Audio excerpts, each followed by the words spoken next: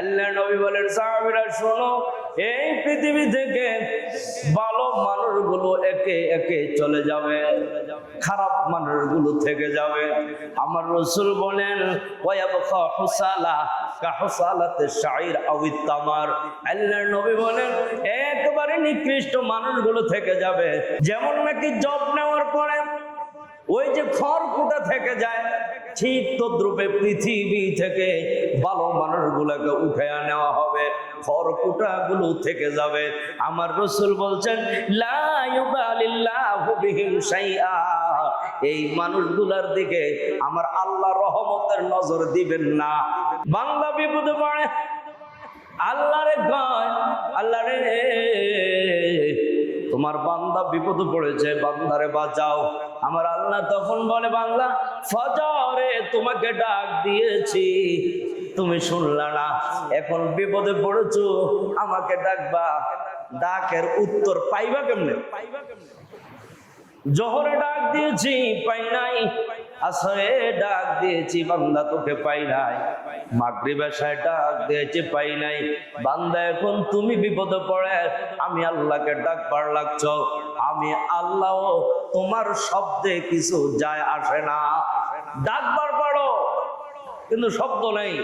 একটা উদাহরণ আমি এভাবে দেই, আমাদের প্রত্যেকের গলার মধ্যে আল্লাহ পাকের কুদরতি রশি লাগানো থাকতে হবে। গরু ছাগলের গলায় রশি থাকে কি থাকে না বলেন না? থাকে। তো থাকা দ্বারা উদ্দেশ্য কি? এর মালিক আছে, বলেন এর মালিক আছে।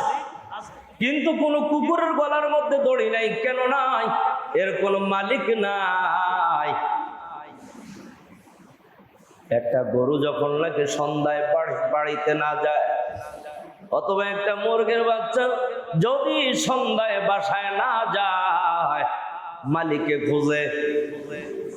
কিন্তু কোন কুত্তায় যদি বাসায় না যায়, মালিককে খুঁজে না, কেননা তার গলার মধ্যে রশি নাই, দড়ি নাই।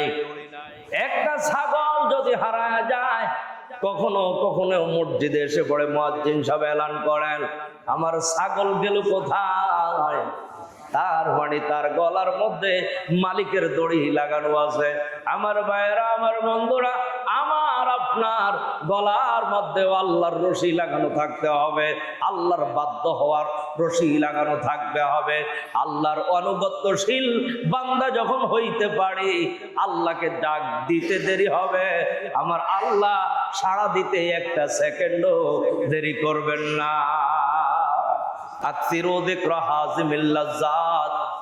তিরমিজি শরীফের হাদিসের মধ্যে রাসূল বলেছেন, বেশি বেশি মরণকে স্মরণ করো, বেশি বেশি মৃত্যুকে স্মরণ করো।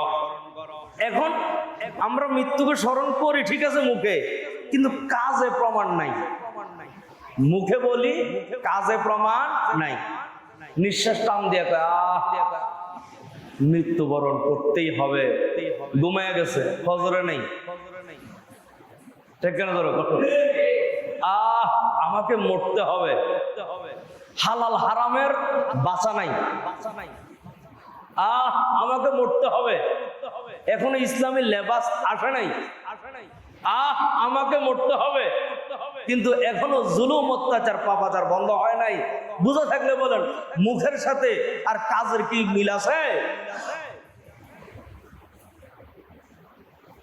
মুখের সাথে কাজের যদি মিল হইতো, তাহলে তো মসজিদ 3 তলা পর্যন্ত ভরতো ফজরে।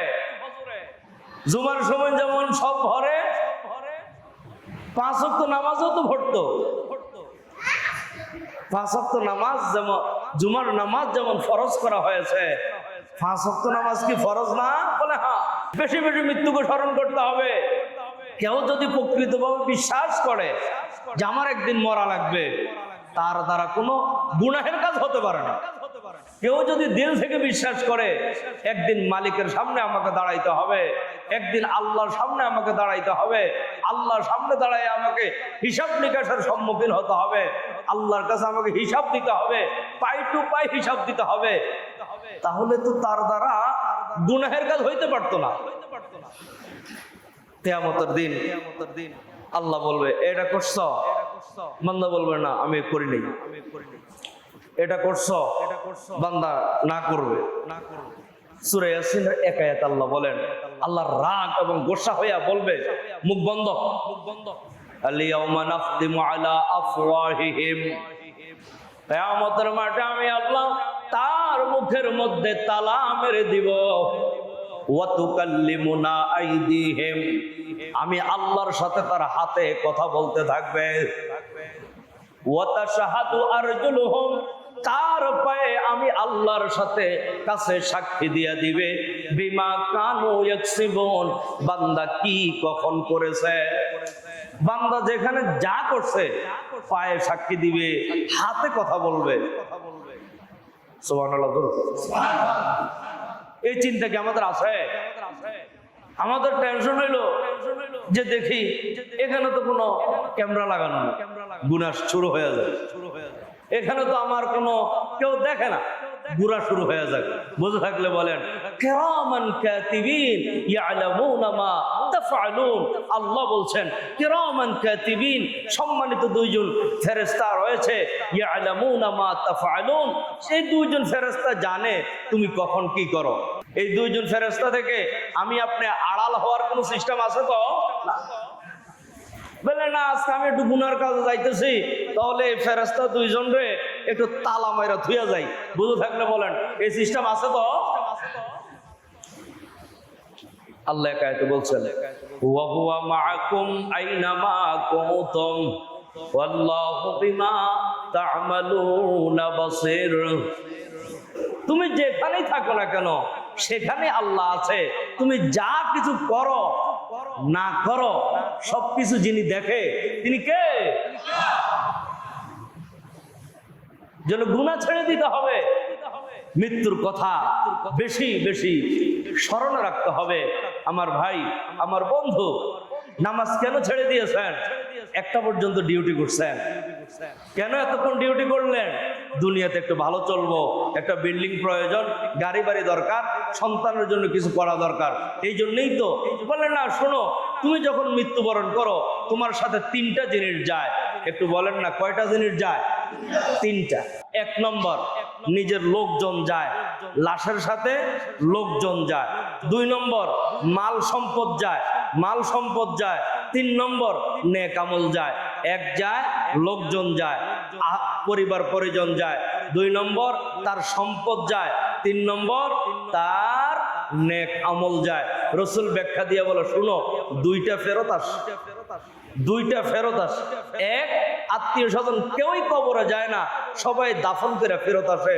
দুই, মাল সম্পদ কবরে যায় না, মৃত্যু বড়া দাফন করা পর্যন্ত বলে এই জায়গা অমুকের, জায়গা অমুকের, জায়গা অমুকের, কিন্তু দাফন করলে ওনার নাম ডিলেট।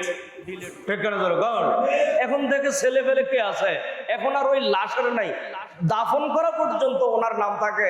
দাফন করার সঙ্গে সঙ্গে বলে অমুকের ছেলের সম্পদ।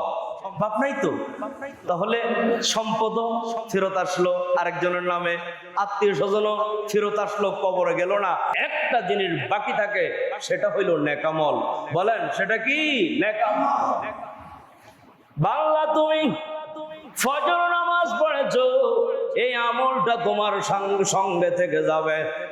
বান্দা, তুমি জুলুম অত্যাচার করো নাই, এই নেকিটা তোমার থেকে যাবে রে। বান্দা, তুমি দান সদকা করেছ, এই নেকিটা তোমার থেকে যাবে। আরেকজনের সাথে সৎ ব্যবহার করেছো, উত্তম ব্যবহার তোমার আমলের সঙ্গে থেকে যাবে। আর মাথার গাম পায়ে জড়াইয়া যে আওলাদ খাওয়াইছ তারা থেকে যাবে, তারা যাবে, রয়ে যাবে। এমনই তো ভাবে যা সম্পদ তুমি কামাই করলা আরেকজনের নামে উঠে যাবে। আমার ভাইয়েরা, এই জন্য জ্ঞানী মানুষ হলো তারা নিজের আমল ঠিক রেখে দুনিয়া করবে। কেন বলেন না? জ্ঞানী মানুষ হইল তারা যারা নিজের আখেরাত ঠিক রেখা দুনিয়া যতটুকু হয় ততটুকু করবে। এখন আমরা উল্টা, রাত্রে ঘুমায় না, বলে মসজিদে আজান দিয়ে ফেলছেন, ফজরটা পড়ে আস, আজকে কোনো কাম নাই, মসজিদে যে নামাজটা পড়ে আস। আজকে ব্যস্ততা নাই, নামাজ পড়ে আসে। আমার ভাই, এগুলো হলো সুবিধাবাদী ইবাদত। সুবিধাবাদী ইবাদত রবের দরবার কবুল হবে না। ঠিক না? আব্বা মারা গেছে, কোনো মতো 5 দিন মসজিদে আসে। বাপ মারা যাওয়ার পরে 5 দিন 6 নম্বর দিন আর টুপিও খুঁজে পায় না, তসবিও হারায়, মসজিদের দরজা সামনে দিয়ে আর আসে না। এগুলো তো সুবিধাবাদী ইবাদত, রবের দরবারে তো এটা কবুল হবে না। আমার ভাই, যতক্ষণ পর্যন্ত জিসমের মধ্যে রূহ থাকবে ততক্ষণ মালিকের ইবাদত করতে হবে, গোলামি করতে হবে। আগের জমানায় আগের মুরব্বীদের নামাজের একটা তাকিদ ছিল। খেতে খামারে গেলেও ওনারা কি বলে এটাকে গামছা বিছায়া নামাজ পড়তো। এখন টাইলস করা মসজিদ আছে কিন্তু মুসল্লি নেই। ঠিক না বলেন না? মসজিদে ঔষধ হাবার ওয়ে জমেল শুধু ওজুদ রাহমাতুল লিল আলামিন, মসজিদে ঔষধ হামার ওয়ে জমেল। আল্লামা শেখ ফরিদউদ্দিন আত্মার রহমতুল্লাহ আলাইহি তার পান্দানামা কিতাবের মধ্যে লিখে দিয়েছেন, এই উম্মত এমন একটা উম্মত, এই উম্মতের জন্য জমিনের প্রতিটি অংশকে নামাজের মুসল্লা বানায়া দেওয়া হয়েছে। আগের উম্মতের নির্দিষ্ট জায়গা ছিল, এই মসজিদ ছাড়া নামাজ হবে না, গির্জা ছাড়া ইবাদত হবে না। কিন্তু এই উম্মতের জন্য সুবিধা হলো যেখানে ওয়াক্ত সেখানে সেজদা হবে। সুবহানাল্লাহ। এই সুবিধা আগের উম্মতের ছিল না। 2-3 দিন আগে সভাপতি সাহেব সহ দোতলায় উঠা হয়েছে। এত সুন্দর দোতলা, আমরা তো উঠেন নাই, অসাধারণ দেখা যায়। দেহ আছে রূহ নাই। বলেন, দেহ আছে রূহ নাই। মসজিদের লোকজন, মহল্লাবাসী, কমিটির লোকজন তো আল্লাহর ঘর সুন্দর করে দিছে, কিন্তু নামাজ পড়নে ওলা কোথায়? ঠিক কেন বলেন না? এই জন্য মসজিদ সুন্দর করার সাথে সাথে নামাজে বাড়তে হবে, নতুবা রব্বে কাবা আপনাকে একদিন জিজ্ঞাসা করবে, নামাজ পড়লি নাকি? মসজিদে তো জায়গা ছিল, নামাজ পড়লি নাকি? এত সুন্দর জায়গা থাকা সত্ত্বেও নামাজ কেন পড়লি না? মসজিদে নববী, ওখানে সাহাবীরা নামাজ পড়তেন, কপালের মধ্যে পাথর লাগতো, পাথরের যন্ত্রণা, সেজদা দিতে কষ্ট হইতো, এরপরও তারা লম্বা সময় সেজদা করতো। আর এখন এত সুন্দর টাইলস করা, কষ্ট নাই, এরপরও আমরা সেজদা করতে রাজি নাই। ঠিক কেন বলেন না? কবে জানি একজনের নামাজ আমি ফলো করেছি, মনে কষ্ট নিবেন না। মানে সেজদা দিয়েছে ঠিক আছে, সুবহান রাব্বিল আলা ওইখানে দিয়া এখনো পরিপূর্ণ উঠে নাই, একটু উঠছে, ওইখানে আবার দ্বিতীয় সেজদা। সেজদা নামাজটা হবে না, 2 সেজদা, 1 সেজদা দিয়ে একটু বসতে হবে, 1 সেকেন্ড হোক না। কিন্তু সেজদা তো মাথা একটা শেষ হয় না, আরেকটা দেওয়া, তা আগেরটাতেই তো রইলেন। বলেন কোনটায় রইলাম আমি? আগেরটাই তো রইলাম। 2 সেজদা তো ফরজ, 1 সেজদা হইল। আমি এই কথা বলার উদ্দেশ্য হইল, টাইল সুন্দর আছে কিন্তু সেজদা মন বসে না। সেখানে বলেন টাইল সুন্দর আছে, উপরে ফ্যান চলে, কিন্তু সেজদা মন বসে না। দুনিয়ার নাজ ও নিয়ামতে আমরা মত্ত হয়ে গেছি। দুনিয়ার কামায়ে আমাকে সেজদা ভালো করে দিতে দেয় না, দুনিয়া কামায়ে আমাকে রুকু ভালো করে দিতে দেয় না, দুনিয়ার কামায়ে নামাজে আমার মন বসে না। কোন দিক দিয়ে নামাজ কয় রাকাত হয়েছে আমার খবর থাকে না। আমি আপনার সঙ্গে দুনিয়ার কিছুই যাবে না, একটাই যাবে, সেটা হলো নেক আমল।